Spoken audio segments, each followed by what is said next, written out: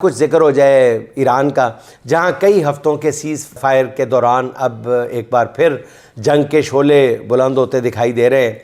Trump ने आज अपने सोशल मीडिया प्लेटफॉर्म पे अपनी एक एआई से बनी हुई तस्वीर शेयर की है, जिसमें ट्रंप ने गन पकड़ रखी है जिसके ट्रिगर पर उनकी उंगली है।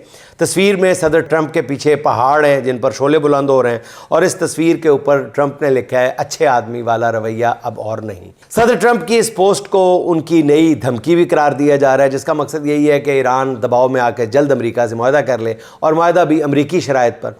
मगर तज्ज़ियाकारों का कहना यह है कि ईरान इन धमकियों से अपनी पोजीशन बदलने वाला नहीं है, क्योंकि ईरान को अंदाज़ा हो चुका है कि ट्रंप पर जंग ख़त्म करने के लिए किस कदर शदीद दबाव है। अमरीकी नायब सदर जेडी वैंस और वज़ीर ख़ारजा मार्को रूबियो ने मुकम्मल तौर पर ख़ुद को ईरान जंग से एक तरह से महसूस होता है कि अलग कर लिया।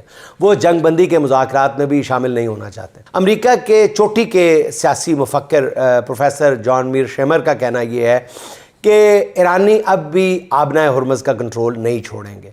ईरानी पागल होंगे अगर कंट्रोल छोड़ें, क्योंकि वो फाते हैं और ये आबी गुज़रगाह उन्हें स्ट्रेटजिक एडवांटेज देती है। प्रोफेसर शैमर का कहना यह है कि वज़ीर ख़ारजा मार्को रूबियो और जेडी वैंस दोनों ईरान के साथ मुज़ाकराती अमल में शरीक नहीं होना चाहते। वजह यह है कि दोनों 2028 में सदर बनना चाहते हैं, लेकिन इस जंग का फ़ाते ईरान है।